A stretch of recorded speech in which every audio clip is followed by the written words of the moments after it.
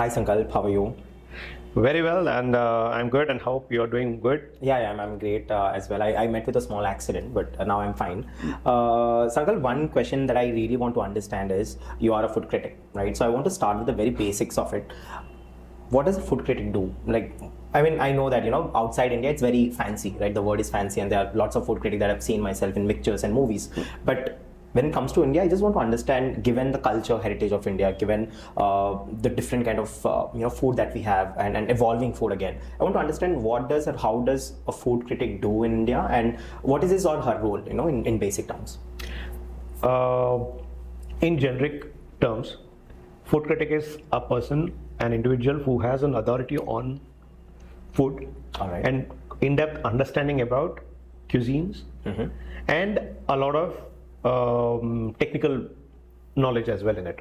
Okay. So how it is made, how does it taste, how does it look, how it should feel, how are the aromas going to be all about, all the sensory based stuff. They are basically equipped to understand all these stuff. Right. So as a critic, that's a very negative term, critic. Right. I would love to call as food appreciators. Okay. Because these are the people who talk and who watch about food. Right. And who guide and correct the recipes also. So suppose we go to a restaurant and we taste a food in general itself, not on the pretext or on the job of being a critic. Right. You go to any restaurant, you find something is not right. So you are eligible enough and you're equipped enough to guide them and say, boss, this is not supposed to be done like this is supposed to be done like that. Right. So it is about, you can say, a person who is an encyclopedia of food. Right. Who is equipped to pen it down as a food critic. Right. One question that comes to my mind after you have mentioned this is, you have to eat lots of food to understand how food should be, right? Yes. In specific places. 100%. Why are you still fit? See, because you should be eating lots of food, right? You shouldn't be this fit. So I also believe personally, unless until you know about a cuisine, you're not eligible to comment on it. Right. So that is the very reason why I travel so much. At least 2 weeks in a month, I only travel to explore and gain knowledge about different foods and cuisines and the regions where I go to. Right. The ingredients level. Unless until I know about it, I am not eligible to comment on it. Today people talk about, everybody and anybody is ready to comment on anything because they just Google it. Acha, what is Sanas? Acha, Sanas is a Mangalorean dish. Okay. Right. That's what they know about. Right. But I try to go to Mangalore and understand what it's all the cuisine How is all it about. traditionally made? The chicken sukka or ghee roast. Right. I try to understand to that level.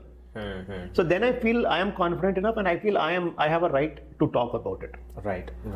That's the first part. Second part is, why am I like this? I always believe in one single line which I always kept in my mind was, eat to burn, burn to eat. Wow. How much ever you eat, you burn it. Right. Because you burnt it, you are eligible to eat. Right. This will be my New Year resolution from now. It's really fresh and a fresh perspective when it comes to food, and I also know that only food lovers can understand this. Not many can understand this.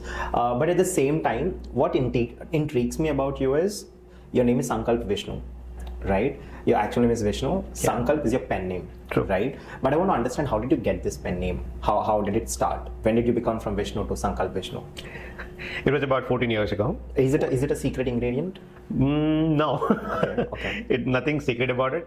But about 14-15 years ago, when I started to pen about food. So I was always inspired by my dad's terms and their father's term, forefather's term. There every author used to have a pen name. Right, of course. So in Telugu we call it Kalam Peru. So I was like, why not? I write with a name which I want to create myself. So while I was thinking what name would be nice and apt, then I said I intend to write about food.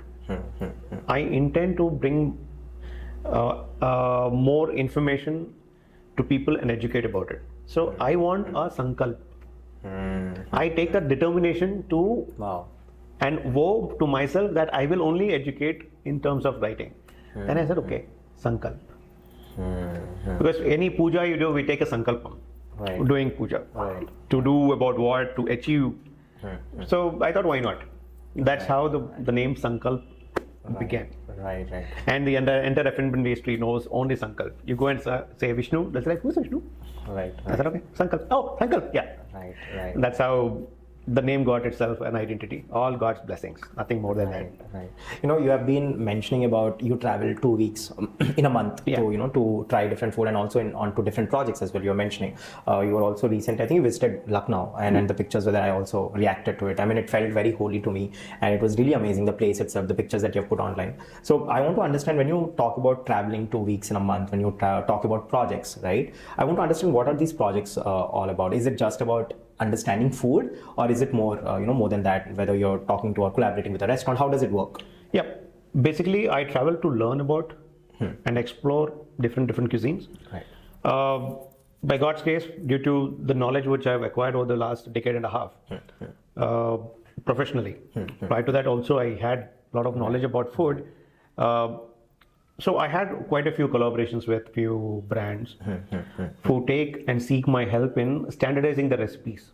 Oh, wow. I believe in standardizing the recipes and having a proper SOP for every recipe. Oh, wow. That helps in long term.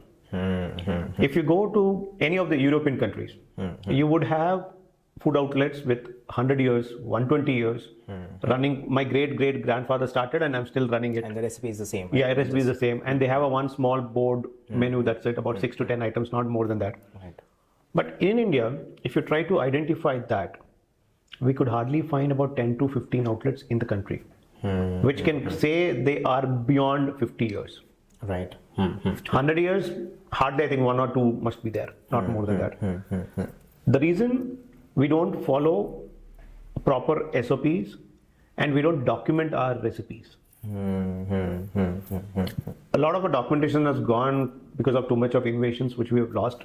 Right. And whatever little bit is left, it is only from mother to child to next level, generation only. Correct. And because of which, you would find, you go to a restaurant, dine in Lucknow, you had a good experience, you come back and after 1 year or 6 months, you go back and have, you'll not find the same taste. The reason being the chef is no longer working with that property. Like that even in Hyderabad or in Mumbai or in Delhi. The reason is the manpower. Correct. Because today, whatever we may say, however loyal you are, money plays a vital role in making any kind of decisions. Correct. So if someone is giving a better offer, why you shouldn't take it?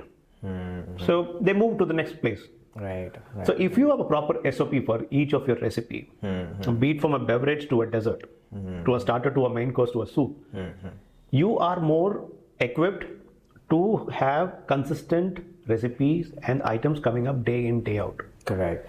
So I work at that level. I standardize the recipes. Wow. So wherein I believe system has to be in place, which people can follow, which will make it simpler and consistent. Right. If you continuously rely on human resources, your curve is going to be too wavery, which is going to kill you. I mean, it's taking me back to times when I myself had tasted food and I'm like, इसमें पहली बात नहीं रहा, पहला वो स्वाद नहीं है, वो स्वाद नहीं है, चला गया, इदी मुंदु बाउंडे, those kind of comments. We hear even in Hyderabad. Anywhere, everywhere we hear that. The reason is that because the restaurant owners are being dependent more on the manpower, cooks, masters and chefs. And you can't stop anybody. Of course. So, but how do you maintain your restaurant with the same quality, consistently serving day in, day out to your customers, wherein they become loyal? You need to have a system in place. So that system is what I make it. Wow. That system is what I define it, and then do projects. But having said that, one question that I want to understand is, when we talk about authentic dishes, we know that this is from a certain place and the chefs are very much they're trained on that particular cuisine and they're making the food very authentic, but when it comes to other restaurants, what they do is they somehow add different things to their I mean, they can call it biryani, but then they have their own addition, multiplication, division of different ingredients there and become something different altogether, and they call it's our signature food. So I want to understand, what are your views on these? It is good. You can't say it bad in any way. See, everybody wants to have their mark on it. Today in Hyderabad, for example, if we can take about 5 to 10 biryani houses. Recipe is the same.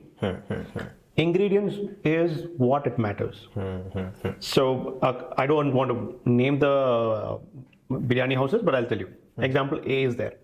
So the biryani there is like really good, but he wants to have his mark in it. So he added slightly more ginger and red chili powder in it to make his own character. There's another brand where he added more of cinnamon and clove. So the moment you eat it, you get that aroma of the cinnamon and the clove coming in. Then there's another one which focuses on Shahi Jeera. Shahi Jeera will be slightly on higher side with star anise. So the recipe is the same. The volume of these ingredients matters to make their own character for themselves. I don't see any harm in doing that. As long as you are being appreciated and the guests are liking it, do whatever you want with it. Why should it be be like this only? So you have a restaurant of your own, you want to make your own dish. Why not? Perfect. One question that I want to know is, you are the co-founder of VRIHI Foundation. Am I announcing it right? Yeah. VRIHI Foundation. VRIHI, right? VRIHI. Right. VRIHI Foundation. And so, what does this foundation stand for, and what do you do basically? I'm very curious to know about it. VRIHI means rice. So the origin of this foundation was by me and another couple, who are also very, very knowledgeable people, and also food historians. So we three were like, so much we've been doing about F&B across the country, which we have so much experience within us. Why don't we take it to the next level and give something back to the society? So that's when we thought, we contemplated, should we do a foundation, or should we keep it as a non-profit? Should we keep it as NGO? Should we keep it XYZ? We had so many thoughts about it.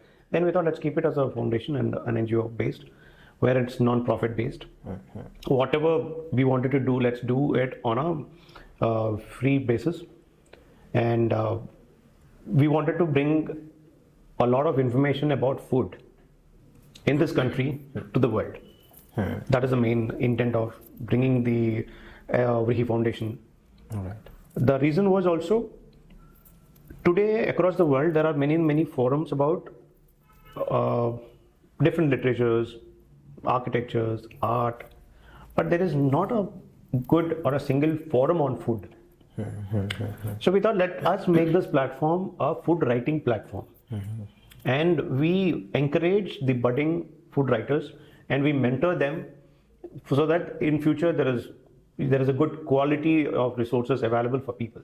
Today, if you look at it, we have everybody and anybody writing about food, but academically, no. None of them are academically qualified, because they know English, they're writing whatever they feel like. But when you have really competence to write it, it brings a lot of value for future generations to read about it. Today you see people writing on Insta or anything. After 10-15 days or about 10 months later, you see it looks funny for you. But when it is literature, it is there for you for reference. So it is there for you with a command on a subject on which you put it across to write about food. So we thought, we need to build a pool of people whom we can guide and make them our best resources for the future generations to, understand about food and write about food in a rightful manner. That's such a great thing to do, honestly. But how's the foundation going on? Like, how's it? It's really good. We started last year. We did our first event in Delhi, at International Cultural Center, Indian International Cultural Center. So there we the first year was on rice. So we gave a writing prize also, 50,000 per person who wrote the best papers on rice. And we have a panel of international writers, apart from Indian, who judged these winners, and we handed over them the 50,000 cash. So we wanted to give to the people who are coming up something you need for them to come and to write about it. This year we are doing it on Feb 22nd, 23rd. Can I write as well? Yeah, this year it is on milk. So the product is all about milk. So there are white papers. Already we called for papers, and already we received close to 30 entries. So we are waiting for those papers to come, and next month is when it will come, first week. Great. So the registrations are closed. Yeah, my bad. Registration is closed for writing.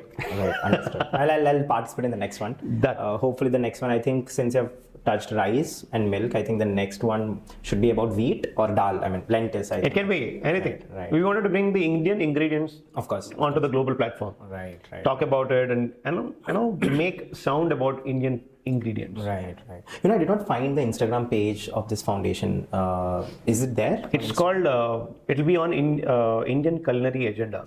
Oh, okay. All right. I'll check. I did not find it. I tried. ICA. Oh, okay. It's called ICA, Indian Culinary Agenda. It is called. Okay. The foundation is VRIHI Foundation. Right. Under which this is there, and there is another 2 more which are also coming up. So which is going to be dining experiences. That will be the next wing which is going to open up. Wow. Again, that is going to be heritage menus. Right. So in 15th century, how royal families had a meal. So we're going to recreate it. Wow. So that kind of experiences would be there on that platform. Right. That's going to be the second Please one. let me know. I'd love to come pay a visit, and I think it would be fun. Certainly. Right. We will do that on that. Right. One question where people shy away answering. I'm sure you would also shy away a bit, but I'd ask you, how much do you earn for a project? It depends. Usually I am not very expensive, Okay. but I am very selective. Oh wow. So that answers your question. All right. That's it. All right. Coming to the foundation that you're mentoring currently. You are a mentor in T Hub, right? How is it like mentoring in T Hub? What do you do there? So these are basically food tech projects, which the state government is supporting. Oh wow. So those projects on which I mentor on the food techs, all kind of food techs that is available. So whenever they want, they'll call for. I will make myself available for them, and we take the project forward. Wow. How do you see tech in food? Like, how do you see tech and food together? And for the coming, future, how is it? How does it look like? People talk about underrate India a lot, comparing to other countries. They say, this country, we are so good, this and that. But today, I can proudly say, and every Indian can proudly say, that we are the most advanced food tech in the world. Wow. Even now in US or European countries, you don't have such efficient food delivery system what you have in this country. Of course. Yeah, but even as low as 10-minute delivery system is there. You can't even imagine or even think about it in any other country in the world.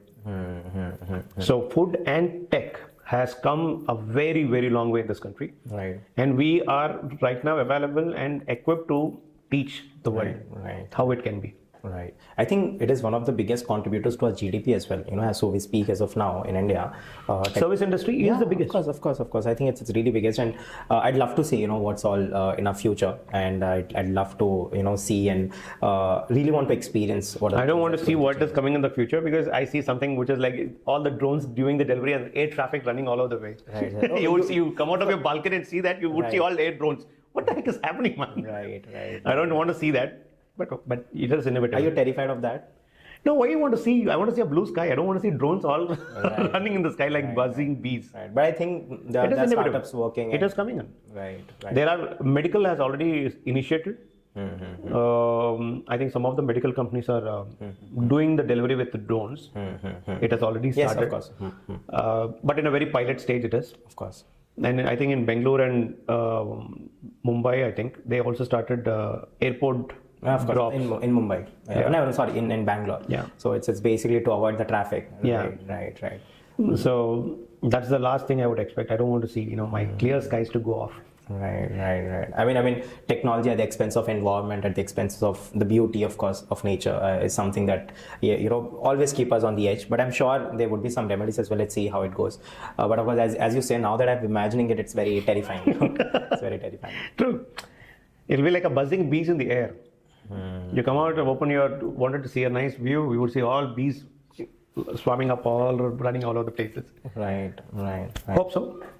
Hopefully, another 20 years from now. Right. That should be. By then, I'll go somewhere, settle in some hill station or some beach side. Right. You are a food critic. Yeah. Right.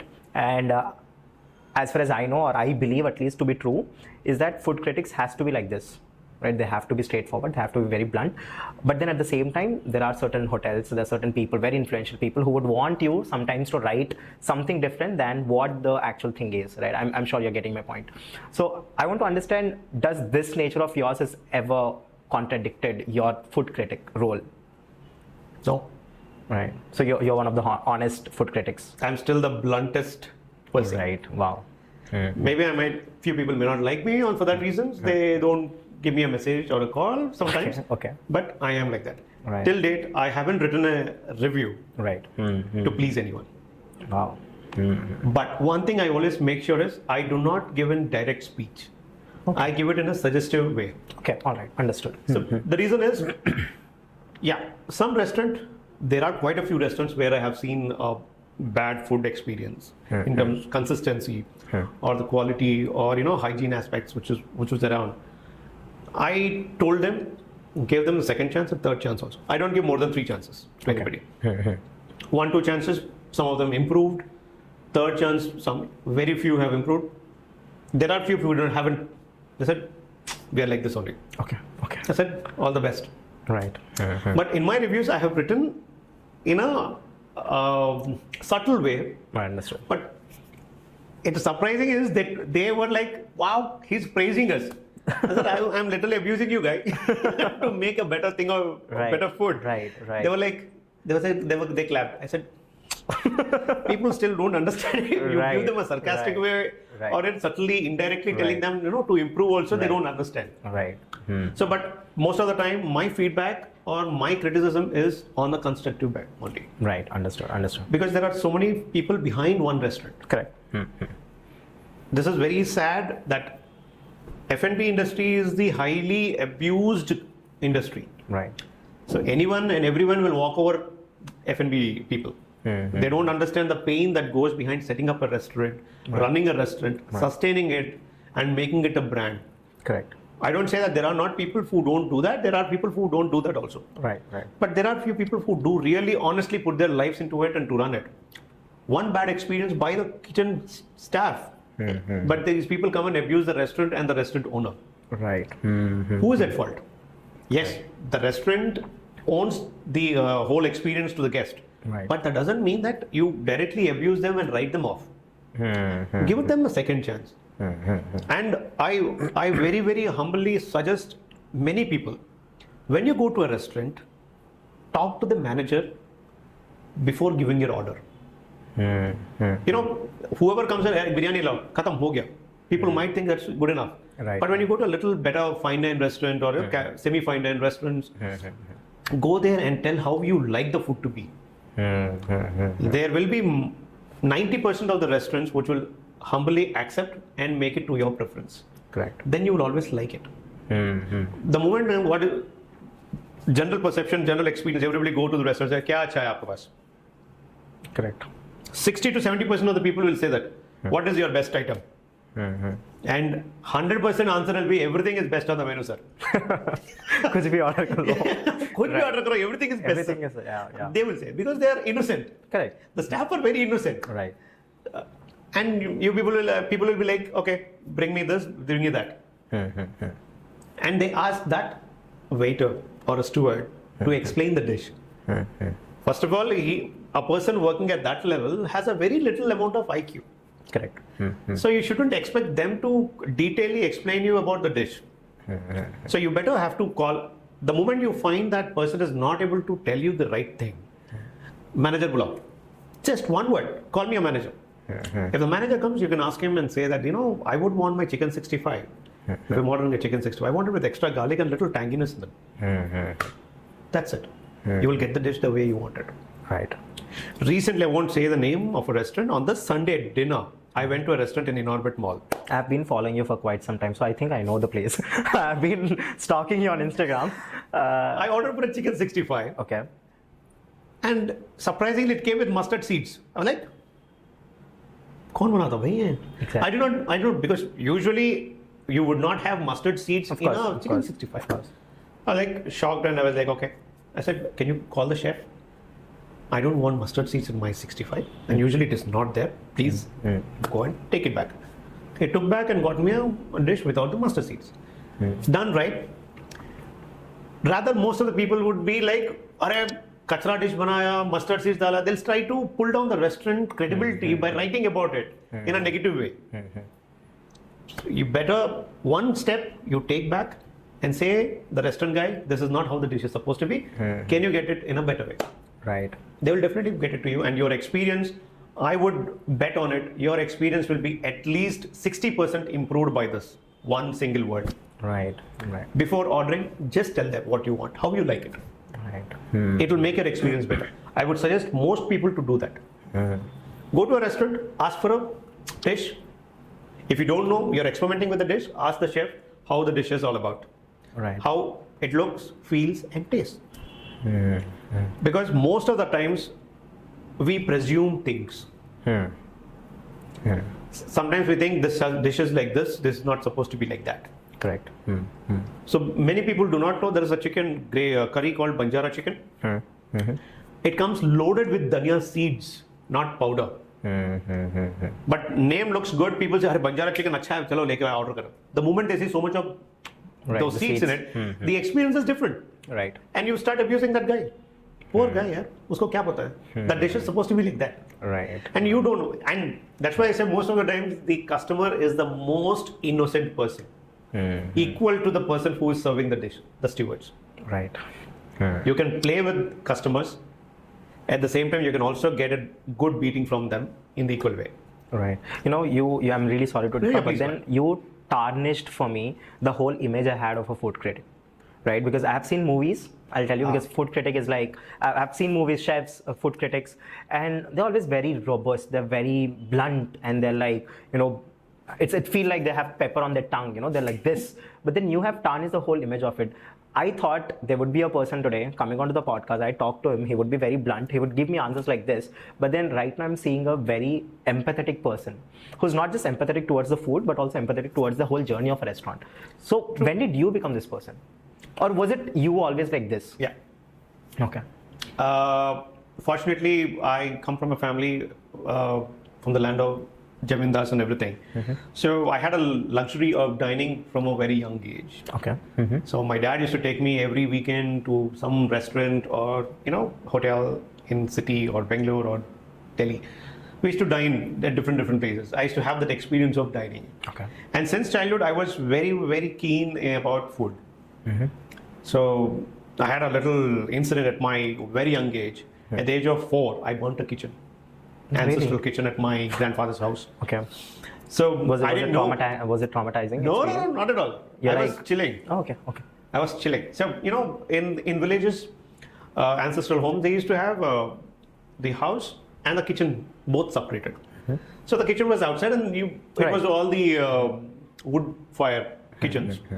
So I took one of the sticks and started lighting up all the sticks which were there around in the kitchen. You did it? I did it. Okay. So I was just 4 years. I have no clue about it. Understandable. So all the maids and helpers who were there outside, everything was set.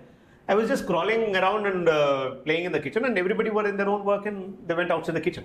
And I took one of the wood from the fire and started lighting up the other stuff. Whichever is getting lighted up, I was just putting it up. Right. So all of a sudden there was a smoke in the kitchen and outside, and people were like, "Why is there so much of smoke coming from the kitchen?" They ran in and they saw me, and I was like sitting inside and still lighting up. They took me out and then poured water and shut the kitchen completely. So I never knew I had a connection with the kitchen at that young age itself. Right. I can see the connection now. But then, what kind of a person were you? What kind of a kid were you? I was very, very, very active, hyperactive. Okay. And very naughty. Very adventurous. All throughout my. What has been the most adventurous thing that you've done when you were a kid? Those days there used to be Ramayan, which used to come in the television. Okay. DD. You're talking. Okay, DD. Yeah, I understand. Doordarshan. So those days there used to be bow and arrow. They used to play. Right. Very fascinating. Very fascinating. Yeah. So me and my brother. Okay. We made our own bow and arrows. Younger, elder. Elder. Okay. We made our own bow and arrows. Okay. And exactly, you see those arrows coming and hitting, right? Hitting each other. So me and my brother were trying to do that. Okay. Hitting it. Okay. Opposite to each other, we were playing with those things. Right. And that one went into my eye. It did? It did. Like, did it pierce into your eye? It did pierce into my eye. That was the most adventurous and craziest thing. And believe me, I slept taking that stick out inside without telling anybody in my house. Me and my brother were just sleeping in the bed. Okay. And evening, my mom came and She called us for some snacks and milk. She saw my eye was red and absolutely reddish color and watering out. She said, "What happened?" No, nothing happened. We just played in something fell. She immediately rushed to the hospital, and they took 2 Splinters? fine, Splinters, okay. from the. Fortunately, it did not hit on the black eye. Right. It hit on the side right and on the white ball. So doctor with the forceps subtly pulled out those things. Right. And I said, "What did you do? How did that happen?" Me and my brother were like laughing and saying, "We are playing Ramayan game." Right. So you guys were literally playing with sticks, hitting at each other. Yeah. That was the most adventurous and the craziest thing. But I'm happy that nothing happened. Yeah, God blessed us. Right. If That's not, it. we would have not had a beautiful food critic out there. Yeah, probably with one eye. Yeah, I know, right?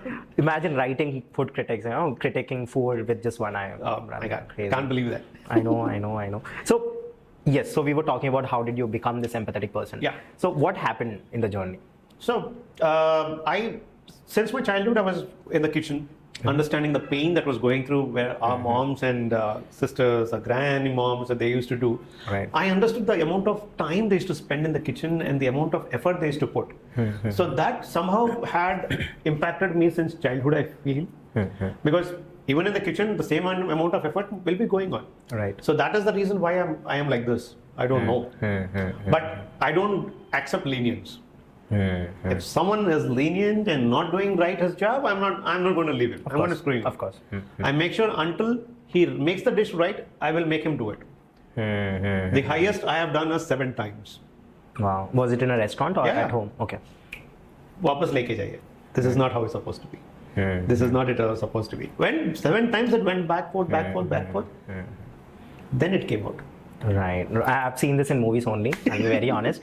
But then I want to understand the thing that you've mentioned right now. Is it a reality? I mean, now you have mentioned, so it's a reality, but I understand that. But then I want to understand, is hotel industry, F&B industry really this strict? Because I've seen in movies, fighting for Michelin stars. You might have seen movies where, chefs, I think there's this beautiful movie of Bradley Cooper as well, where he's trying to get those Michelin stars. Chef, I guess. I think the movie's name is Burnt or something. Burnt, yes. I don't. Yeah. Is it Burnt? Burnt. Yeah. So I think that the guy is Bradley Cooper there, and he's trying, try to get his Michelin stars. So I want to understand what actually goes on behind those Michelin stars when someone wants to get in. And I've seen horrible movie scenes. They're screaming at each other like top of the lungs. So what goes on behind it?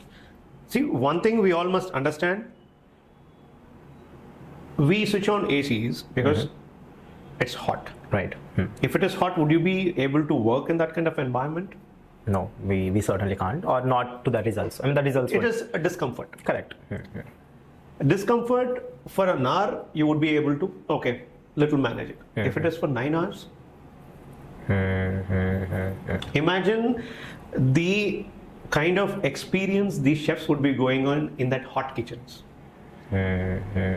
Most of the kitchens have fresh air, but not cool air. What would be a average temperature inside a kitchen? Not less than 50 degrees. 45 to 50 will be usually. Summers it goes slightly more. That's like Hyderabad's top summer. Yes. Peak summer. You would be seeing chefs sweating inside. Some of the time chefs do not come out because they don't want to show that kind of a impression that they're sweating up and oily face coming out and through into the restaurant. So in that environment, you have day in, day out a person working for 9 hours. Imagine his mental strength. So that is the reason they lose their cool very quickly. And also to an extent, they try to give best. Nothing beyond best. And if something is not done by the subordinates, they immediately get irritated. So if you have an onion to be cut in a triangle shape, and when it's cut in a cube, right, the look of the dish will change. Correct. The commie who is doing that or the helper who is doing that is not bothered about it. All he feels is I need to cut onion and give it to him. Right. But chef imagines it onto the customer's table. Correct. How I need to present it. It should look good. Before you eat, you look at it. So your first impression falls with your vision.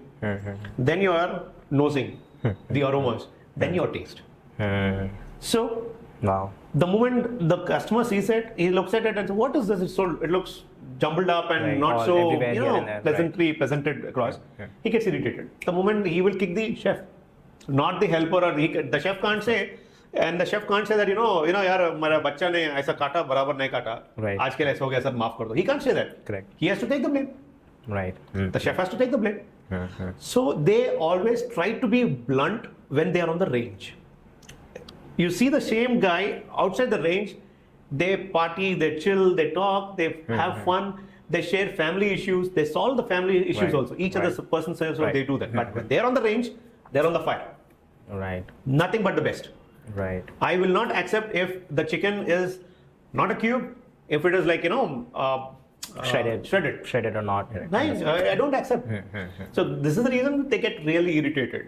Mashed potato is there. It is supposed to have certain consistency of a Correct. lump. Correct.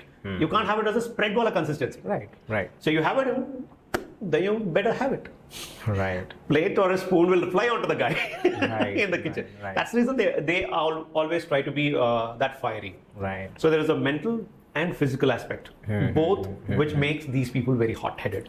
Right, right. And we'll talk about the Michelin stars. I really am intrigued about it. I've seen only the movies, but I really want to understand the reality. Like right from the history, I've done my research. I know that, but I really want to know it from you. Michelin stars don't work out in India. Right. You're aware of it. Right. There are to the European countries and some of the Asian countries, not beyond. Yeah, they don't come into India. But Michelin stars, predominantly, the focus is on few aspects: hygiene, your presentation, your consistency, your quality of ingredients which you're using, and the taste, the aroma, the presentation. I mean, there are several factors, including the waitress or the waiter, their attire, their presentation, how they're putting onto the table. You are not supposed to put it from a certain angle. You're supposed to put it from a certain angle. A certain body angle. Yes. Right. And you can't place your finger inside Correct. the plate. It is supposed to be on the side. That is also noted. And when you serve it, you need to ask before serving. Right. अपने लोग तो आते table पे सब they'll just keep it and they start serving to you. Right. No, it's not supposed to be like that. And you are supposed to serve it in the right way, right angles. So these are all things which are part of these ratings. Right. And we are not Michelin, but I work with one of the most prestigious firms in the country, Times. And we have certain criteria as well. Okay. We do these kind of criteria. Do we have equivalent of Michelin stars in India here? Do we have right now? It's only Times of India. Okay. It's only Times which is right now equivalent, which running for last 21 years in this country, in about 11 cities across the country. We have exclusive critics who are working with Times of India. And this is the only platform that actually gives these awards, rates these restaurants based on these certain criteria. Right. And one of the authentic ones as well. Yeah. Right. You have been with Times for 14 years? No, this is my 11th year with Times. Okay. With them, I mean, with you being with them for 11 years, and I'm sure you have seen the landscape changing. Right, the F&B industry as we speak. You have also mentioned in the beginning of our conversation that it's one of the most abused, industry. So I want to understand what do you mean by that, as well as I want to understand how has things changed over the years. Why I said highly abused is because of the reasons people do not understand or people do not empathize with the F&B industry. That is from the customer front. Yes. I want to understand from the internal business end. From the business angle. Yeah.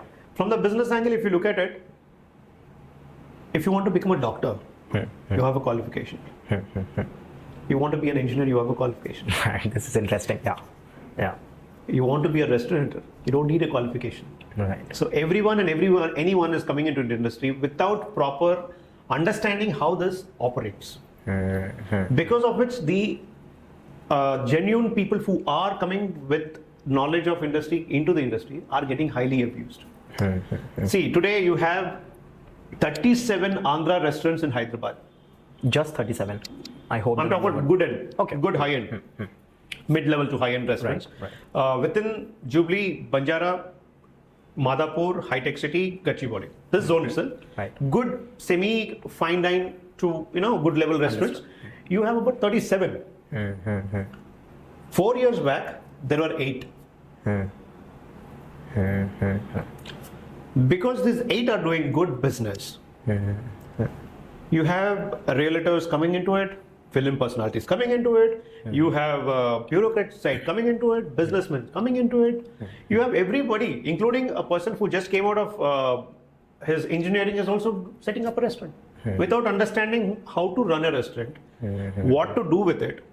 They're just getting it.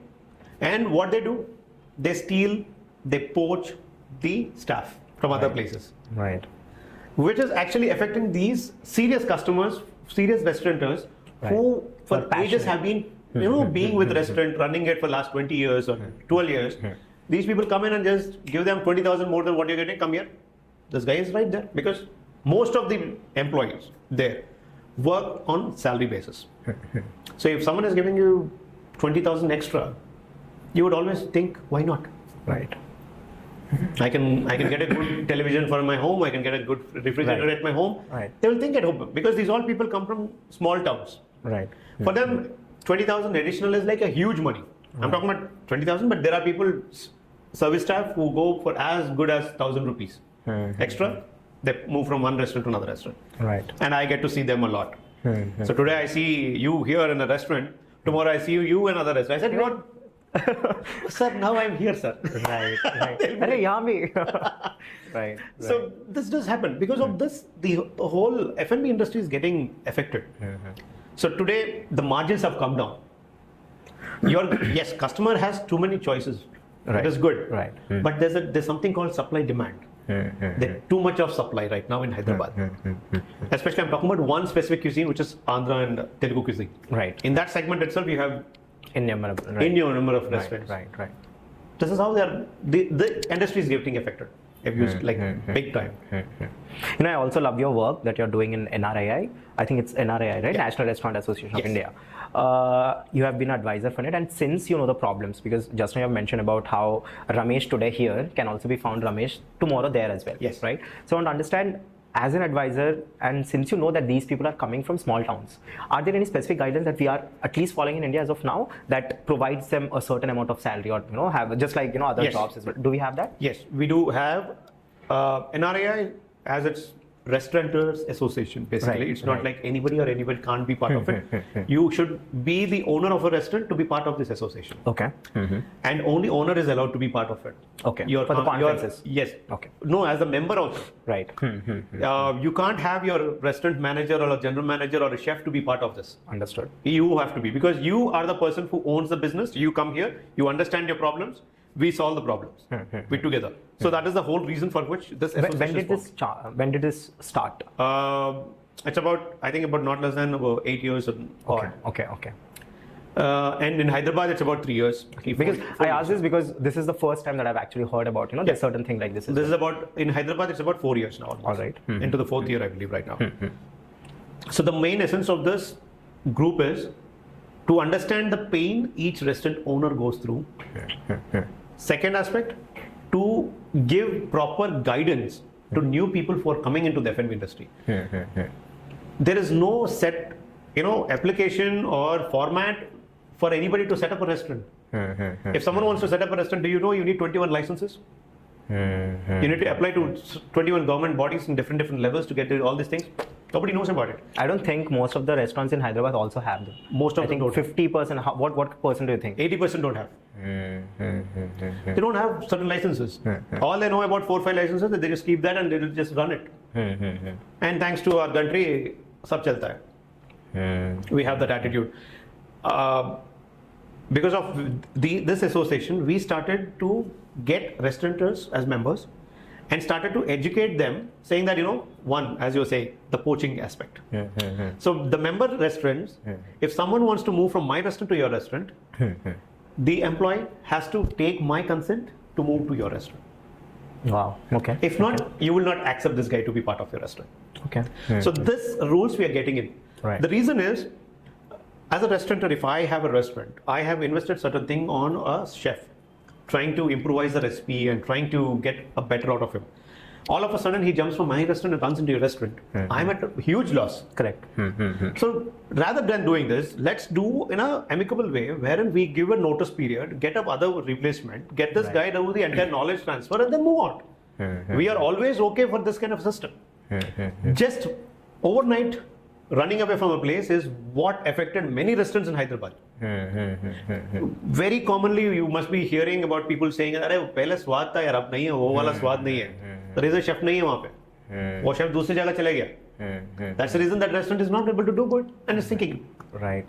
So we are addressing these all issues with the restaurateurs, and slowly we are improvising it. And gradually we are getting more members, and we are getting these rules, policies into picture, and trying to make it a better place, like other industries also, F&B also, industry. Right. And coming to the workers, like, are there any guidelines that's currently we are already taking in those like guidelines into picture. Certain things, very, very crucial things is we want them to be not complying to safety, medical, these all standards. We have to have everybody doing that. Health checkups have to be a routine, which we wanted them to get medical reports every now and then, because you're working in a kitchen. Correct. Your health is very crucial. Right. We experienced COVID. We know how crucial is one small mistake. So we are getting those rules also into picture. So we are getting people to understand, not jumping from one place to place. Right. These all guidelines we are getting even for the people. At the same time, with a minimum wage also, we are fixing it up. Okay. So the livelihood is also being taken care of. Right. So we wanted to make sure everybody at the entry level staff will have somewhere between 9,000 or 11,000 fixed price. Below that, we will not get anybody. We will get anybody, it is going to be 11,000 or 9,000 prices, what we fixed it about. Like IT industry has about 21,000 or right now. Correct. Similarly, we also fixed up specific rates like that.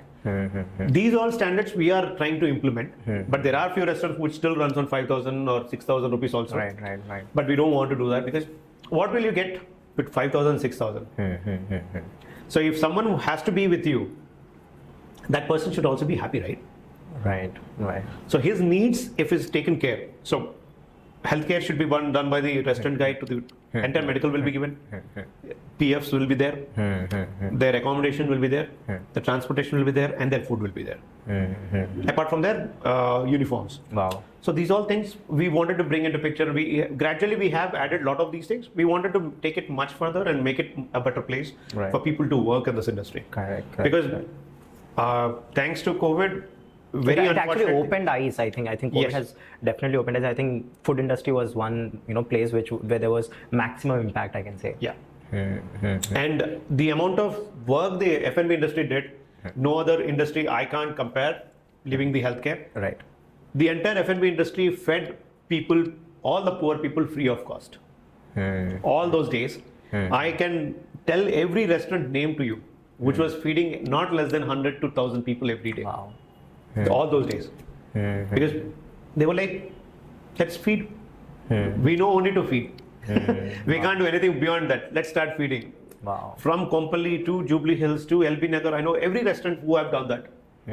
I really thank and I appreciate them, but none of them is recognized. Sad, but it's okay.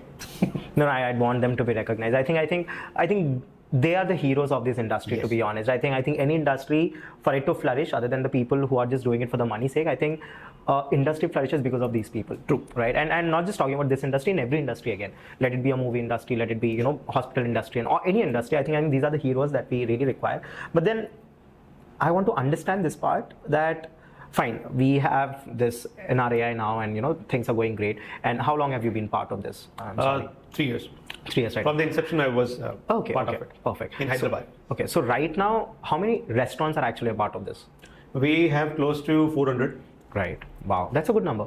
Yeah, I thought it would be. Slowly it is increasing, and we're very happy that we're getting up to that level. Right. And one thing, apart from the livelihood, apart from the food that we speak of, one thing that has raised alarms was the recent deaths that was happening because of food poisoning and lots of it. I'm sure you've heard it. I think government of Telangana has banned mayonnaise as well.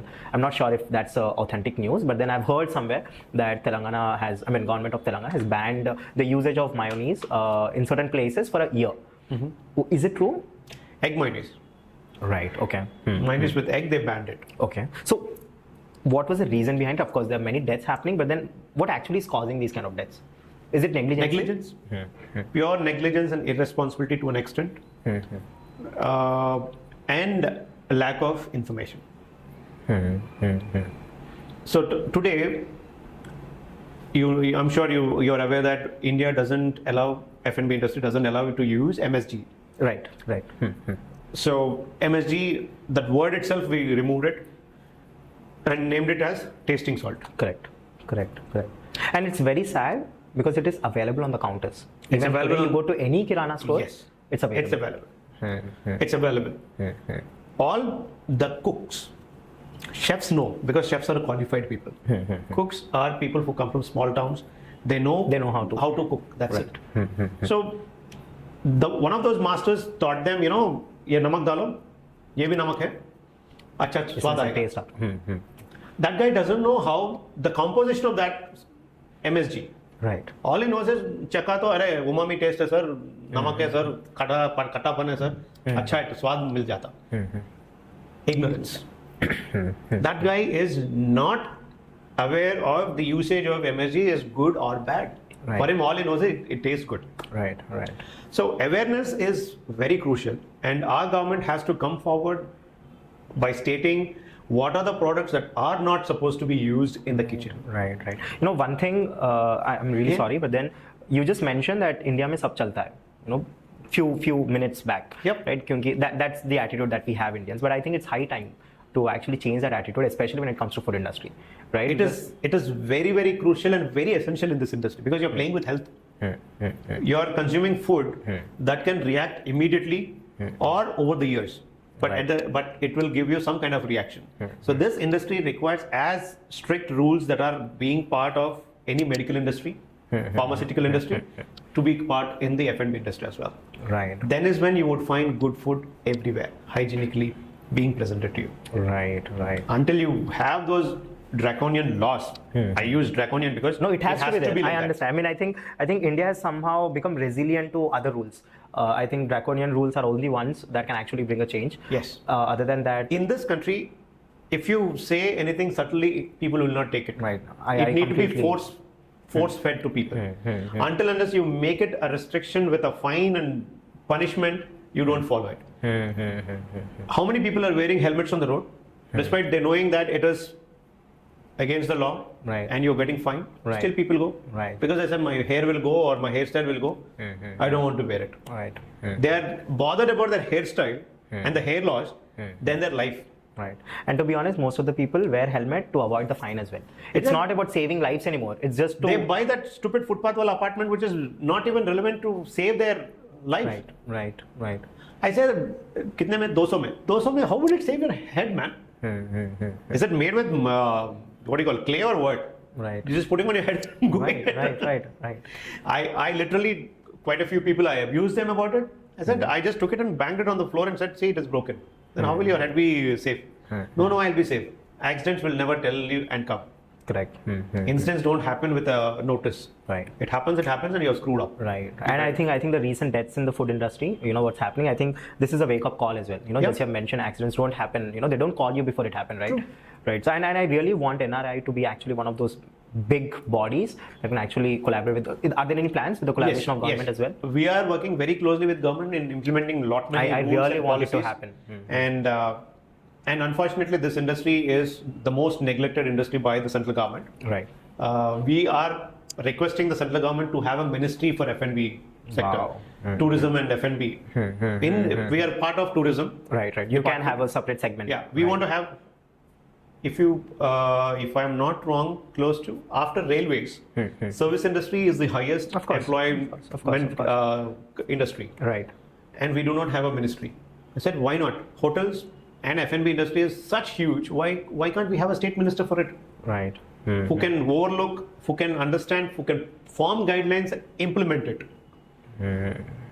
Small countries like Thailand or in Indonesia, Turkey, let's they say. have such beautiful hygienic food on the street. Right. Look at any street vendor.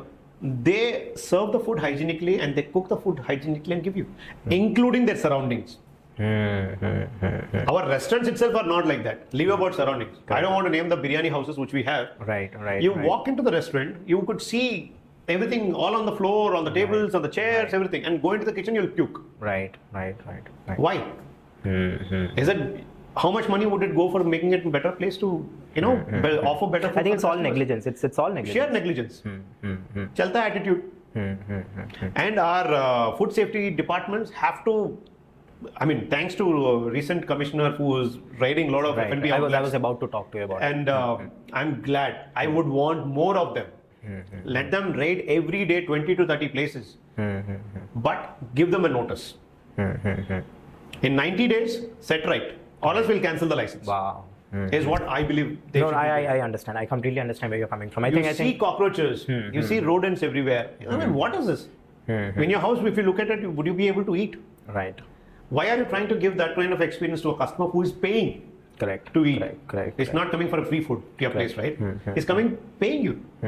Why are you offering this kind of food to them? You better improve your hygiene standards, improve the quality of food, and the ingredients and the storage of the food. You go into any of the stores inside the kitchens, it's a mess. Right.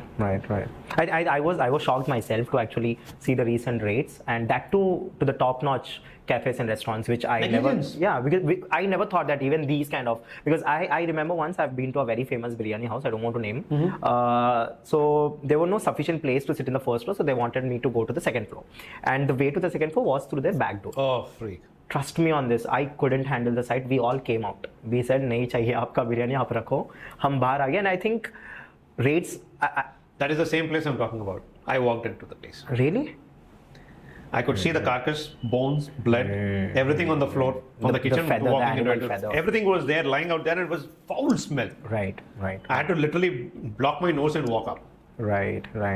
Ah. No, I think we have to really work on the food, and Yes. I think the food safety department right now in Hyderabad, I'll say it's still not up to the mark. I mean, they are doing raids, but I'm sure if they start doing it, 100% of the restaurants would come out as a certain place where there's certain negligence for sure. And we as a Hyderabadi should be proud about it. Is this is the only city where this is happening Right. in such high magnitude. Right.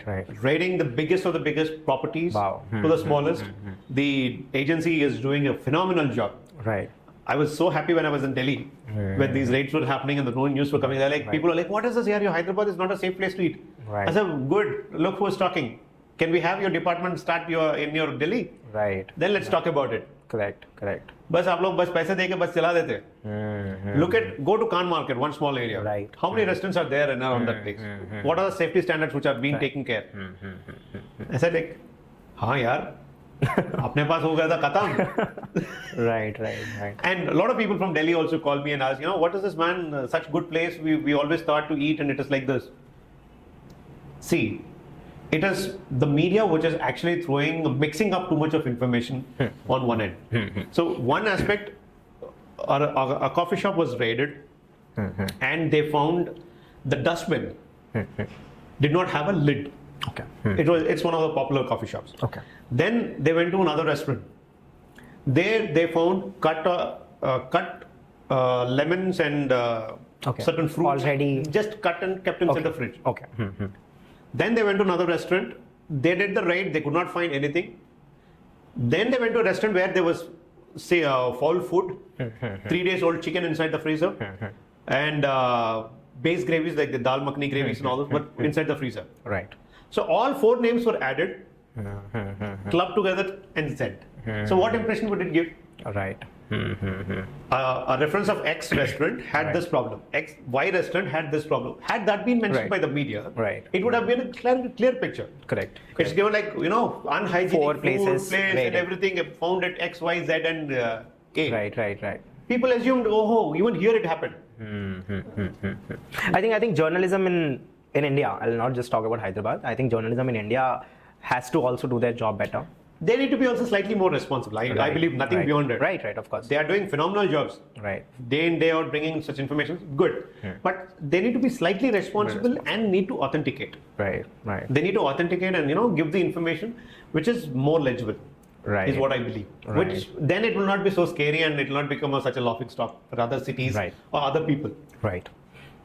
So now we'll go to the very previous question, which was about how has the landscape changed? Okay. Right. Back in 2010 and 11, when I started writing about food, Hyderabad had hardly 10 fine dine restaurants, maximum in a star hotel. You did not have a standalone fine dine restaurants in those days. thanks to IT, globalization, all the opportunities which are being given, your paycheck started to improve. And today we have fine dine restaurants outside the star hotels, which are offering better service, better food, Varieties. better variety of cuisines at much higher price than the star hotel. That is a phenomenal change in a decade and a half. We're talking about 15 years. Right. That's a phenomenal difference. Right.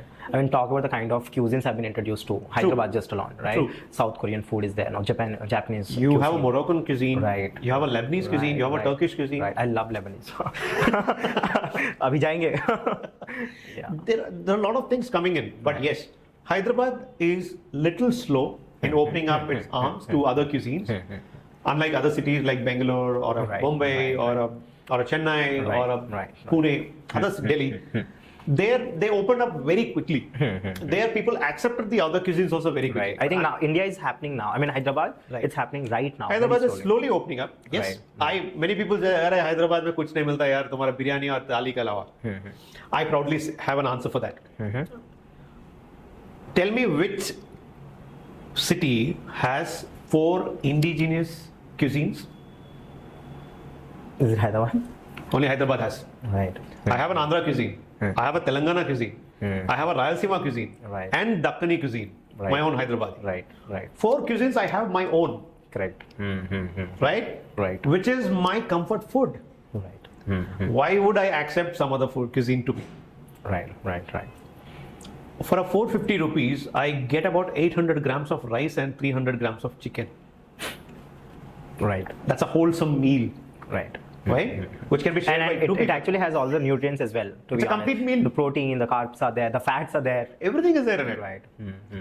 Why would I buy a soup for 340 rupees, a starter for about 500 rupees, and a main course for about 850 rupees? All 3 of them are part of my one single food. Right. And over and above, I know this food. It's part of my DNA. Right. And I know how it tastes. And I relish it all throughout. Right. So why should I try another cuisine? Right. So that was little resistance from Hyderabadis for a long time. Right. But yeah, now people started to travel, try to explore the world. They are also slowly now, okay, let's try sushi. Right. Let's try sashimi. Right. Let's try those dim sum. Let's try the tabakma. We are trying to open to the other cuisines also. Right. Except, please give us some time. We will also come to that level, Hyderabadis. Right. It is not that we don't accept other cuisines. Right. But look at a thali, yaar. You get it 295 rupees, you get unlimited food. Right. Where would you get that? Right. So these are little things. Hyderabad is still growing. It will grow. It will assimilate a lot of business. Right. Lot of stuff. It needs to take a lot of information. Right. We are growing. Right. I say we are not completely, Right. There yet. We are there. We are in 6th Are place there. in the country right now. Right. In terms of cuisines. Right. Now, this is in terms of food. I want to talk about beverages. How do you see Hyderabad in terms of beverages? Do you know Hyderabad is does the highest consumption of beer in the country? Hyderabad does? No, I was not aware. I think during the summers, 1 crore bottles Per day? were consumed in just Hyderabad. Does that mean we have lots of people who consume alcohol, or is it? Yes, and Hyderabad also has many distinctions to itself. Hyderabad is the city which consumes highest amount of meat per capita. खाते भाई गोश्त खाने वाले बहुत हैं यहाँ पे. होता ही नहीं दिन. Right. So we have a lot of good things as well. But yes, coming to the liquor part, Hyderabad is slowly now opening up to the metro level of having cocktails. Different mixologists coming in. Hyderabad till recently was known for having neat and straight drinks. We were either beer drinkers or maximum whiskey drinkers, then beer. But cocktails was on the very, very low numbers in the country, in the city. But now, thanks to quite a few new nightlife properties which opened up, they are bringing in a lot of new varieties and variations in cocktails to Hyderabad. And quite a few restaurants have started doing pop-ups from getting the mixologists from other cities and from other countries also, doing a small pop-ups at their bars, which is creating a little kind of interest to the people to try out more liquors. Right. But as such, we are amazing in terms of liquor. Right. The numbers are crazy. Right. So, this would be more of a holistic question. I want to understand how has been your experience for the past 11 years as a food critic. And I understand that you might have broken hearts also for many. But then how was the experience? I couldn't ask for more what I am getting right now. And it is a journey that would mark, if I can mark my life before and after. Right. I think, yeah. I can do that. Right. Wow. Before being a food critic, after being a food critic, what I am. Right. That kind of a distinction is there in it. So people that time knew only a few set of people. Now there are many people who know about me. That is all because of being a food critic. Right. People do not know about my character that time, but because I became a food critic, they started to know about my character, they started to love more about it and hate also. You should take both sides of the coin. Of course. So, but the weight is little lesser on the side. Right, understood. So, I am always very positive about everything. I try to search positivity in everything, even negativity also, I try to take a positive part about it. That is something why people like me about. Right. People criticize me also, okay, I think it is for my better only, they said, they pinpoint at this point. I'll improvise on that. Right. So I always try to think in that fashion. Right.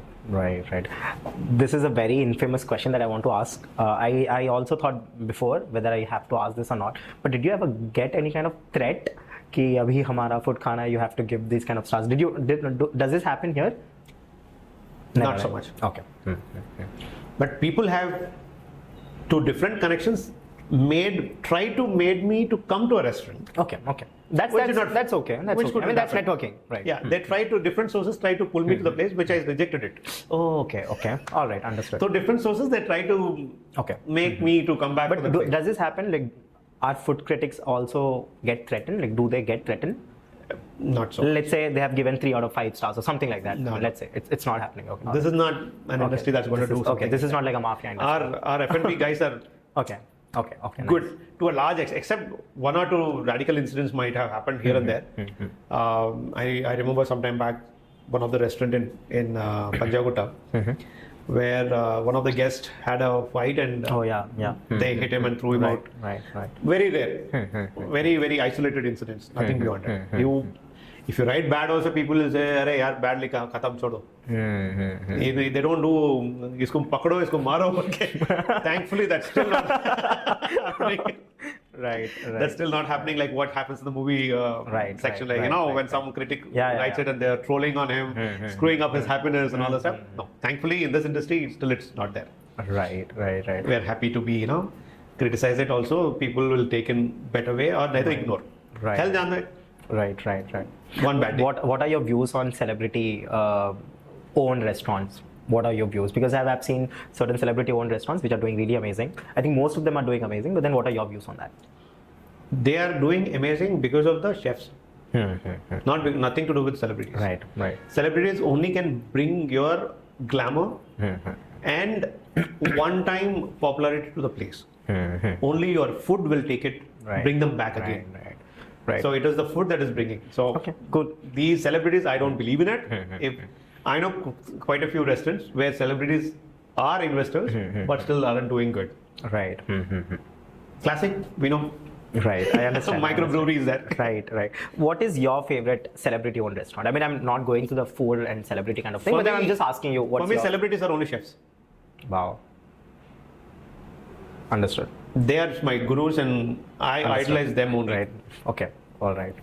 I visit. So now we'll ask certain questions based on your favorite cuisines and restaurants that you. I mean, it's up to you. It's not going as a. This is nothing paid. We are doing it completely for free. So one question I wanted is, what's your favorite biryani place in Hyderabad? I'll give 3. Okay. It's tough for me to give 3 places. Understood. One place. I like Bawarchi. Right. The RTC Crossroads. Only one Bawarchi, original Bawarchi. That is RTC Crossroads. Yeah. Then I like the one biryani at Once Upon a Time in Green Park. Wow. They also make a really good biryani. Right. And third is Spice 6. Oh, right. They are not known for that, but they make really good Right. vegetable biryani. Which is not biryani, but it is called as biryani. Let's call it biryani. Let's not get into there the will be comments of veg and pulao hai non-veg. wo. Right. That place has one of the better veg biryanis in the city. You might be going for a kapsa laham there. Unexpectedly, one day one of our vegetarian friends joined us, and we went there and we ordered a veg biryani. हम भी चलो देखेंगे. Right. I really love this part about, that a vegetarian friend of ours, they can't eat a non-veg food, but then we can definitely eat their food. I'm like, इसलिए मैं इसको साथ में लेके चलता हूँ हमेशा. Right. So, but I So you were talking about spices, I'm sorry. Yeah. So when you tried? So, and it was really good. I was like, this is surprising. I never knew this place serves a good veg biryani. It's such a delight that you go to a place accidentally, and then you order something and you find something else really better. I think it's really delightful, and I really love that exploring part as well. Although I don't have much time, but then I really love that exploring part. So you have also explored places, different places, and you have been to different parts. You have been to Delhi as well, and I have covered about 16 states in the country. Wow. What happened to the remaining states? I'm yet to go. Okay. नहीं mood नहीं है. नहीं जाने का है, वो देखना है. All right. It just has to happen. All right. Yeah. So favorite biryani places I've asked you. Now I'll ask you about your favorite cuisine. Like what's your favorite? I'm not talking about Hyderabad or something. My favorite cuisine is Telugu foods. Right. I find it rich, flavorful, in terms of textures, aromas. There's so much in it. Right. You can have a wide range of dishes which with different tastes. Right. You have a tamarind base, you have a mango base, you have a tamarind leaf based, you have a sorrel leaf based. Right. In one sourness itself, you have 4 or 5 different varieties of ingredient that you try to make out of it, right? So this is something which I've been exploring other states, other cuisines, but I found this connection towards Andhra food or Telangana, Rayalaseema, all mixed together foods is something which is I couldn't find in many other cuisines. Right. There are few which come really close to it. There are, yes, I like them as well. Right. But first, my heart is being a Telugu guy. I love my DNA में हम. हजारों साल से. Yeah. So that instant connect comes into it. Right. I get it. But that is one side. But the other side is in terms of the textures and taste which I'm talking about is absolutely diversified. Right, of course. Every 100 kilometers you see a different kind of a food available. A small thing which is made with simple ingredients. It tastes so good. Right. Take a simple peanut chutney. Right. Please don't get me started with the chutney. I love these chutneys. I eat dosas, idlis from certain places for the chutney. Technically, it is the chutney that brings you back, not the dosa or idli. I know. I always tell people, no, I am really... idli acha nahi, chutney. Correct. That is the key. Correct. And I've been saying this to all of my friends, but I'm really happy that a food critic has backed me now. I'm going to put this in the reel so that people understand. Chutney अच्छा रहता है. Chutney के लिए लोग जाते हैं. Right. And same to it as people love coffee. Filter coffee or a cappuccino, but predominantly they love the sweetness in it, not the coffee in it. Wow. Trust me, take that sugar out of it. Let's see how many people will drink. Right. नहीं होता. 1 चम्मच, 2 चम्मच, 3 चम्मच. हाँ, वाह क्या स्वाद है कॉफी का नहीं रे, शुगर का स्वाद है तुम्हारे को. Right. You're liking the sweetness, not the coffee flavor in it. Right. So I drink coffee naked. Not even milk. Black coffee. Pure black. Americano. If I taste it. Not Americano. Okay. Just espresso shot or a pour over or a cold brew. Right. I just have them and then feel the flavors. See, I really try to educate people that certain flavor, certain character, if an ingredient or a dish has, accept it the way it is. Don't compare it with another thing and say, acha nahi hai. Right. Karela is supposed to be kadwa. Right. Kadwa hai, nahi kha sakta. Kadwa hai re bhai. कड़वा रहता. Right. Gulab jamun कड़वा बनाए तो खाएंगे कोई? नहीं खाएंगे. So gulab jamun is supposed to be meetha like that. Right. Let it be. Right. Karela is supposed to be bitter. Let it be. It is the character of it. Right. Let's appreciate, identify, and accept it. Right. The character of a dish, character of an ingredient, and take it over from there. Right. We have preconceived notions all over here. We want dish to be greasy. We want it to be silky. We want it to be tasty. We want it spicy. We want it to be chicken to be juicy. We want everything in it. When it doesn't come, it is kachra dish. How will everything be in it? Right. Everything has its own characters. So you want to have certain thing, dal makhani gao. It's got that silky texture on it. It has that buttery flavor in it. It's got that greasiness in it. Enjoy it. दाल तड़का वैसा चाहिए बोल तो कैसा मिलता? Right. Don't compare. Dal tadka is supposed to be like that. Right. This is supposed to be like this. Right. Let's enjoy the flavors the way they are. Right. Right. You know, you have been to 16 states now in India. Apart from Telangana or Andhra Pradesh, what has been your best experience in terms of food? Punjab. Wow. I simply love the food. Wow. Okay. I I think Punjab as a food cuisine is also very gusty. You know, it really have that, you know, kichal, I'll leke jaunga tujhe Water. khilaunga. Yeah. Right. the milk is the essence of that land. Right. I'm watering now. The milk quality which you get there is phenomenal. You can't find it anywhere, any part of the country, that Haryana, Punjab belt. Not even in country oven. This recent thing. Right. Nowhere you can get it. Of course. Country delight you're talking No, about. sorry. Country delight. No, not even close. Right. I would challenge anybody on it because the land is like that. Right. The water is like that. The cow that feeds onto the grass and I think gets enough amount of protein from the land, the food which it eats. So the milk quality is entirely different. What we get here is dried, dead grass, which is fed to the cows, and other kind of seeds. And the water is so must. Five rivers, Punjab, you know, 5 rivers, of course. True. That is the beauty because of which it is there. Likewise, if you go to for having fish, go to Bengal, go to Rajahmundry and Kakinada zones. You would find Have you phenomenal fish. ever visited Odisha by any chance? Odisha is something I went to Koraput. Okay, and then back. Yeah, and back. Okay. So I am supposed to go. You've never been to Puri Jagannath? No, I have to go. Okay. Next year, 2025, I decided. Please let me know whenever you have done visited Puri Jagannath. We'll have another podcast because there's something called as abhoda. The prasad that they serve, that's called as abhoda. And there are lots of stories, there are lots of history to it, and it's very, very much, I mean, it's very different and it's done very, very normally. There's nothing like, you know, chef doing it. But I really want to understand, what did you feel like, you know, after eating it? I definitely want to know Certainly. Next year, I am in Odisha. that. All right, thank you. We'll meet again. We'll definitely that. talk about it. Now, since you spoke a lot about your professional life, thank you for enriching me as well, because I can do my research only so, but then hearing it from a food critic is again altogether a different you know, zone where I can really understand much more and learn more from you. And it is my pleasure to share to you, to your audience. Right. But from here, we'll get into your personal life.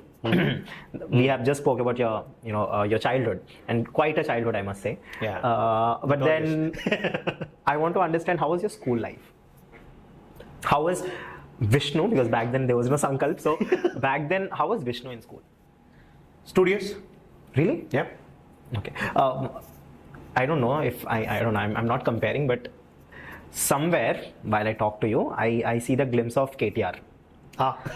So I don't know if he looks like you or you look like him based on who is elder.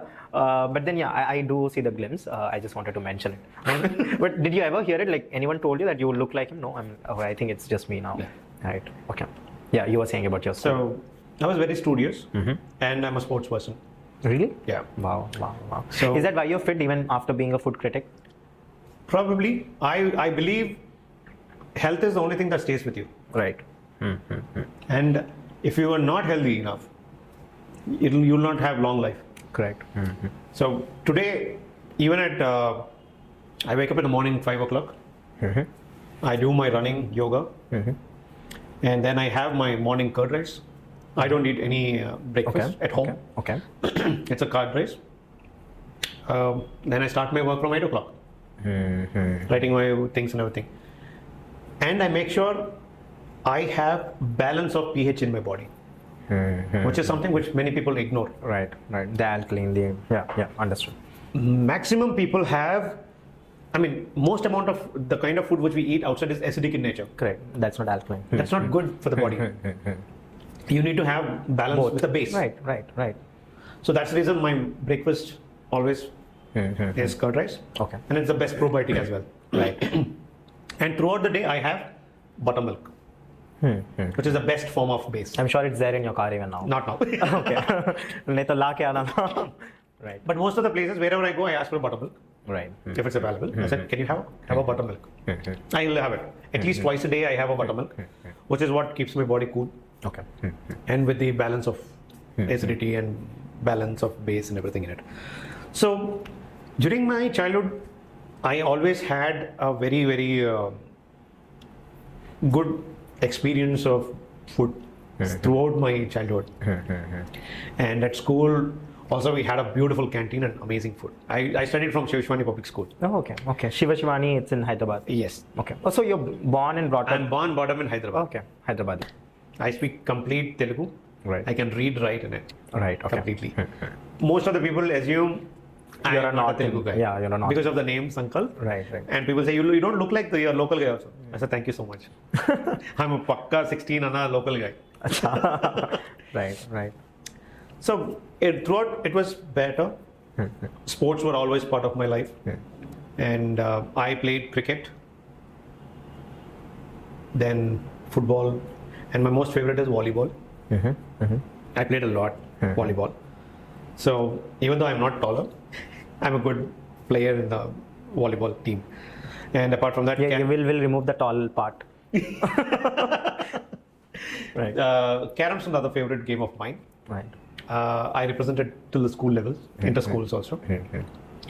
But as usual, my parents did not allow me to pursue my career towards sports. I was supposed to go for selection for under 16 cricket, but Okay. in Telugu there's a very common word is there, but I'll tell you in English.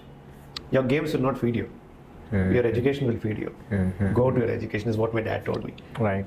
So that's how I did I pursued my education, and then I did computer course. Worked. How was your college life? College was, I have not much experience in college because I was never attending the classes. Okay. I'm not. Is this a series of things I've heard that I've spoken to many guests, and all the people who did not attend college properly, they're all successful. And I'll put this out on the real key. If you say that to the kids who are doing schooling, Right. their parents will come and thrash you and I me. know, right? But somehow everyone did not go to school, because last time I spoke to Ram Punnam, his MD of Praman Group, and he recently also won a Times Award for best wedding photography, excellence in best wedding photography in Hyderabad. Nice. So even he did not attend college.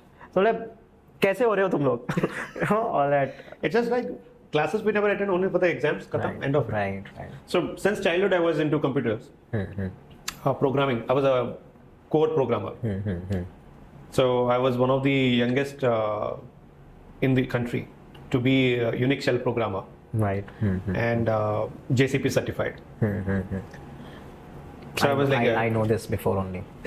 I did my research. so it was like very good experience, doing a lot of things cannot be said on the camera. So we used to hack a lot. Oh, really? Yeah. Back then, I think 15 years back, hacking was very cool. Everywhere I used to hear this word hacking and Yeah. all that. And with Facebook, tabi, it was Facebook and So we all used that. to hack the internet providers. Oh, directly. So, I mean, it was like that kind of a Josh for some time. Yeah, I so understand. did that, and then we thought, no, it is not the right thing to do. Quit it. Then started working on IBM tools. I led a team of 16 members, and then was working in different parts of India. My last working was with Oracle in Chennai. Then I quit. But I don't want to work anymore. Unfortunately, it was my personal reason which I did not want to pursue into IT because I don't want to leave the country. Right. I was asked to move out of the country. Right. And I was like, no, I don't want to be a third-graded citizen in some other country. You want me to visit a client base and come back, I'll do it, but I will not go there and stay there. Right. So Racism and indiscrimination is true. It is still there. It is there across the world. Yeah, right. No matter who you are, from which country you come, it is part of it. We can't deny that fact. Right. So I was like, no, I'm not interested. I'm a king in my country. Why should I go and live Be a pauper in somewhere and look at the other person's face and live my life? According to them, I have to behave. According to them, I have to talk. Here, I can, on the road, like a mad fellow, I can laugh and walk. Right. I dare anybody to do it in any other country. The cops will come and pick you up, or a neighbor will call you a madman and shoot you there. For trespassing. Why do you want to do that? Right. No, I don't want. I said, I'm happy here. I'm going to be here. That's how I quit, and then started doing a small research in agriculture and all the stuff. So that's how, and writing was part of the agriculture journey itself. How long have you been writing? Now it's 15 years. So you're still writing? Yep.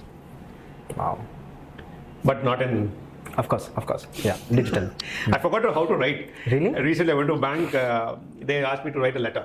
I was like, oh, how to write? She was looking at me, the bank assistant manager. She was like, sir, write a small request letter, sir. I said, wait, let me prepare myself to write it. Right. Then I wrote it and I was like, she looked at the letter, then I know it looks terrible than a kid who is from fourth class and fifth class. They must have be writing in a better way than I do. She was laughing and said, when was the last time you wrote? I think it's been more than 5 years or 6 years. Right. Then I decided, okay, I should start writing now. Right. Or else I'll forget the art of writing, how we used to write. Correct. All we are doing is with notepads and laptops and phones. Right. We forgot to write literally. Right. One thing that I really want to ask is, wait, I had the question, I forgot. Just had the question. I'm sorry. No, I mean, no. So, wait, what was the question? Kya tha question? Yes, yeah. Now, since everything is digital, right? There's newspapers. I mean, there are very few readers now when it comes to newspaper, other than people who are trying to secure, IAS and UPSC exams and all. There are very few readers of newspapers. But then Instagram has come, and then the way F&B industry used to run completely changed. Yeah. Right. I wouldn't say completely, but it had a tremendous impact. Right. So I see every day some other new blogger coming in, Hyderabad blogger, Hyderabad food blogger, and then some nice name, good name, sometimes very good for the creativity, and they put in different stories, and then this was good, that was good, I am giving you these stars, that stars, etc., etc. And then there's also a trend that restaurants are also calling these influencers, of course. Yeah. And they're inviting, and all of the stuff is happening. As a food critic, what are your point of view on this? What's your POV? See, these influencers are nothing but extended marketing arms for the restaurants. Right. So these people are taking the restaurants to the common man, bringing in slightly more awareness towards them. So in a way, they are helping the F&B industry. Okay. To a large extent. Right. And of course, there will be bad apples. There will be in every industry, and there will be here as well. But it is an advantage for the industry to use it in the right way. And I appreciate the kind of time, effort these people are putting into to create the content. It's not that easy. Correct. What people think, anybody with a phone will become a blogger or a influencer. It takes certain amount of effort for you to do that as well. I totally appreciate them. And it is a new industry that has evolved. So back then when I used to write, it is out of your own passion or obsession you used to write about it. Right. I used to write columns for all the newspapers, magazines, and here, and few online sites to put it across. But today, it evolved into a earning business as well. Right. Which is very, very interesting thing which evolved out of this. Correct. Like other cities, even Hyderabad also evolved. Today you have these influencers who are full-time now getting into this business. Right. Earlier they used to do part-time. Even now there are a lot of people who do part-time influencer activities. But this industry has gained so much that it has now become a earning arm. Right. Not for the food and beverage industry, but also the people who are actually doing it. Right. I was very young when I had this debate about how technology is going to change humanity, right? Whether it would do bad or good. And then I was onto the good side, and I've told them, I still remember my speech, and I told them that technology will not just eat up your jobs, but it will give you 10x more jobs that will eat. Right? So let's say a technology is eating 10 jobs, that the same technology is going to provide 100x jobs as well. I mean, look at Instagram today, an app that just started down in the West, of course, but then today that one app is giving at least 10 million Indian users their food, right? And then they're earning from it. I think it's tremendous. I mean, imagine an app making this kind of difference just in India. Imagine, would anybody have imagined something like this would happen? Right. Because of this one app, as a front end, as a users, we are enjoying. Correct. At the back end, there is certain data centers that are surviving on this. Correct. Creating content for someone. Or, Video editing, let's say. Yeah. And also the business of giving you likes, views, or those things also. Right. There are data centers in Dhaka. Would you believe that? One of the largest data centers are there even in Dhaka. For Instagram. So you want your likes. See the kind of business which evolves horizontally. Right. On just one app, you have so many avenues coming out of it. Right. So influencers are living on one end. People to support those influencers are living on the other end. You have businesses thriving out on that. Would you believe an apparel brand is there, right? Quite a few apparel brands you would find on Instagram these days. So in sponsors, they come and buy on you can choose to buy it. So had Instagram not been there, these people should have their established an outlet, physical outlet. None of these people have any outlets. Right. But they give good brands, good products. Right. Such amazing avenues, business opportunities Instagram is giving as a platform to them as well. I mean, it's your capacity and your intelligence is what is unlimited. You can explore anywhere, anything. Correct. You can utilize Instagram for anything you wish to. You come out of the box some idea, you can do it, you can earn on it. Right. It is tremendous. As you say, always, information is overloaded today. It is you who has to decide what to take, what is valid, what is justified to you from it. Right. Anything and everything is there, all in the open. What are your views on Zomato and Swiggy? How do you think they have changed the whole F&B industry? They revolutionized the entire aspect of delivery business. If for not Zomato, if for not Swiggy, we would go to a restaurant and dine in. Right. Or at the maximum, within a radius of 5 kilometers, that restaurant guy only used to deliver to you. But today, it is unlimited. Today, there are people who I know have forgotten the art of cooking.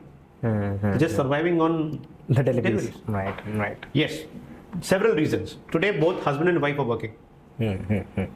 So, they don't have time to cook. Right. Had Swiggy and Zomato been not there, these people would be like toiling in the kitchen or abusing each other. You cook or both bring some other cook into the house to cook for them. Right. This is all gone. You order, the food is there on your table. In next 20 minutes, 30 minutes, you are enjoying the food. It's a phenomenal vertical in industry that these two people have opened doors. Right. But for how long, we don't know. Right. I'm sure. Do you know the kind of efficiency of delivery that is there in this country is not there in any part of the world? I really feel very bad for people who compare India to other countries and they say that वहाँ पे ऐसा है but then I'll really want to tell them कि India में जो हो रहा है वहाँ बाहर हो रहा है भी नहीं. हो ही नहीं सकता. You talk about Google Pay, just the payment interface itself. There's no other country that's as equipped as India when it comes to UPI payments. UPI, trust me, even in Dubai, when you go to Dubai to try to do the UPI payments and all the stuff, it is still not so efficient. They are not clear. Sir, होता नहीं होता पता नहीं, sir, card दो. Our roadside small bandi wala se leke, butta, corn cob guy will also has a scanner there. So scan karo, paisa aa jata mere ko. It is so efficient. Right. Unbelievably, India has cracked the UPI thing that no other country in this world could do it. Right. Such efficient, seamless. I forgot to carry my purse for the last 7 years. Right. Same here. And I do not have any money in my purse also. I forgot to keep it. And you won't believe, there was a 1,000 rupee note which is there inside it and it's still there like that only. I'm not taking that purse to anywhere out. They go, 1,000 rupees, ho gaya na? Ban ho gaya na? It's like that. It's invaluable now. Right. I forgot to carry a card also. Right. All I'm doing is with my phone. Anywhere, anything, everything, scan. Right. India, in terms of certain aspects, we are brilliant. Right. We need to improve on. I think we just have that aspects. laid back attitude sometimes. It's just negligency, as I think that's ho jayega, chal jayega, theek hai. That I think if that is somehow cracked and then new people coming in into the game and bringing new innovations, I think India would be not just one of the developed countries, but the developed country in the globe. They're all called superpowers. We'll be called mega power if that happens. Amen.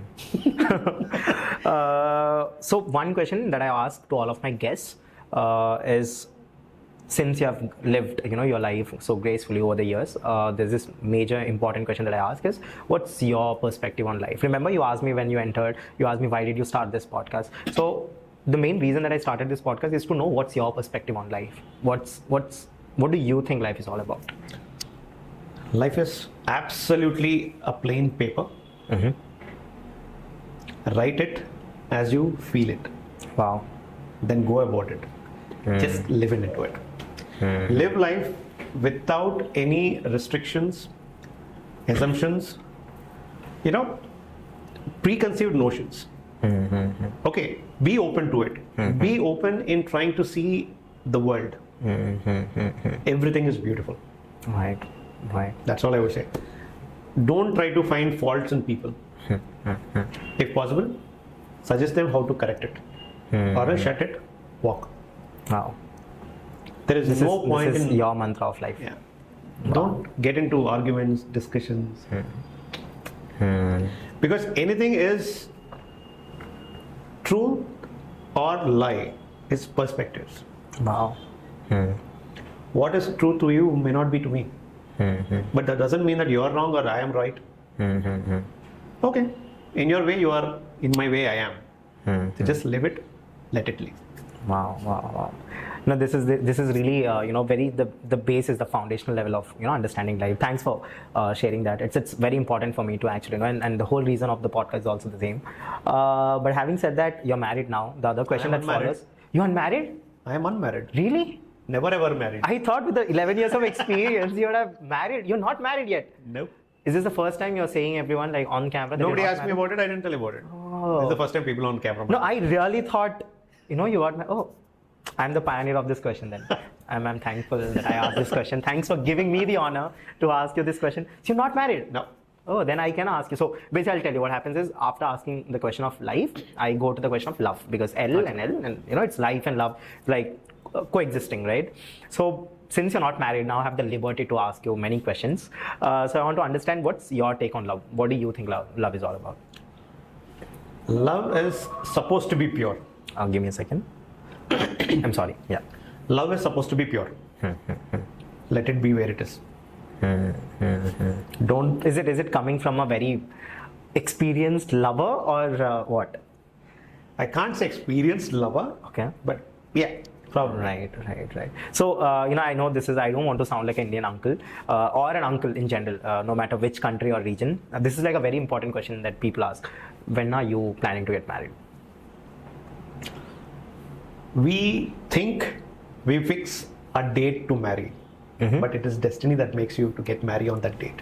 Now I understand who I'm talking to. I'm talking to a food critic, guys. He's a critic who's written articles over the years. But sir, please. When it has to happen, it'll happen. All right. It's not in my hand. It's just like the uncle asking you the question and the answer coming from the other person. But it's my always answer was that. Right. I am not resisting a marriage. Okay. I am not against the marriage. It is just that when it has to happen, it has to happen. Right. See, many people assume marriage is all about, understanding, caring, loving. No.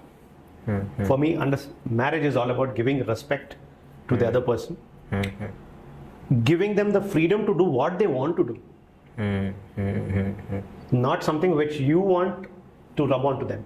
Right. Let them be what they are. They're supposed to be what they are, right? All through their life, they were living their life what they would liked it at their parents' house and everything. The moment they move to your house, why do you expect them to change?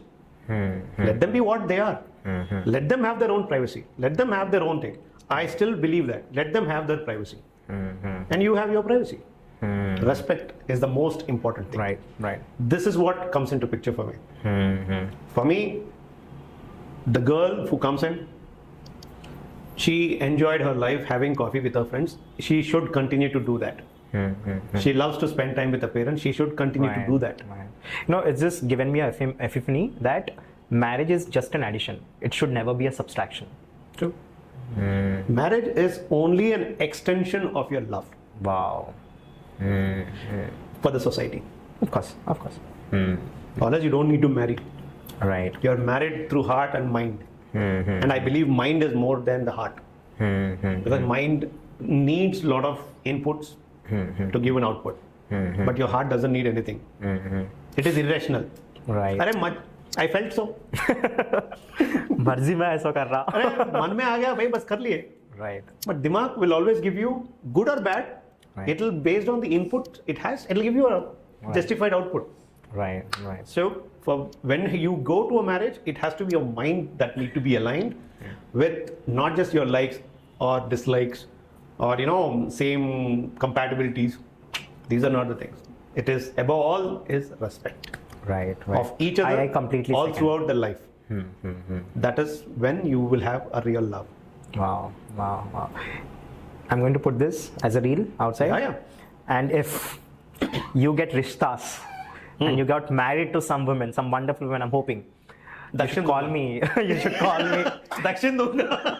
No, enough Dakshina. Just call me to your wedding. I definitely want to come. But it's really shocking for me. I don't know why I had this perception that you're married. I'm really sorry. No, why not? I think it was because of the kind of maturity that I've gotten from you, and then the kind of experience you have, right? I mean, the kind of work that you've done. I thought, maybe it's done already. I'm really sorry. No, please don't be sorry about it. No, I don't judge people generally, but how did I do this mistake? So I always ask this question after life, love, and if you're not unmarried, basically I ask, what's love to you, and have you ever been heartbroken and all of that? And I think yesterday or a couple of days back, I read an article about it. Okay.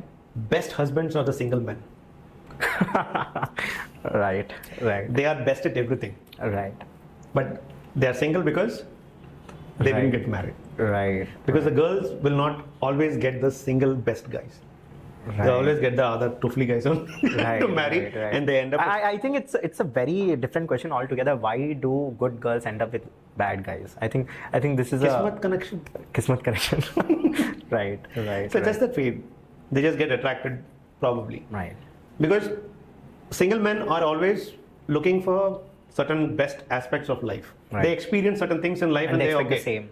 This is how it is supposed to be. They experience more than the regular people. So they experience it, and this is the benchmark on which you need to stand on. Wow. These are the things you need to be like. This is how you would want your partner to live their life. Right. They will be expecting in that. Most of the times, many women have best friends, single men. More than single women or married women, they have best men as a good best friends. Right. In that any kind of sharing. You just unravel the whole secret. You really, I mean, now that I'm imagining it, I'm thinking about it, I think it's the truth. Because the more you explore, I mean, being single, you explore a lot of places, people, food, of course. But then once you do that, I think the benchmark gets set. I mean, once you have ate biryani to the places that you mentioned, the 3 best places that you mentioned, I think the benchmark would get set.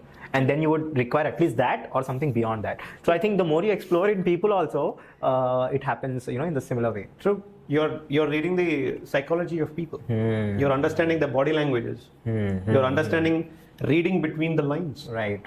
So Wow. you tend to stay single for a little longer time. Right. No, please. You were saying something. No. Okay.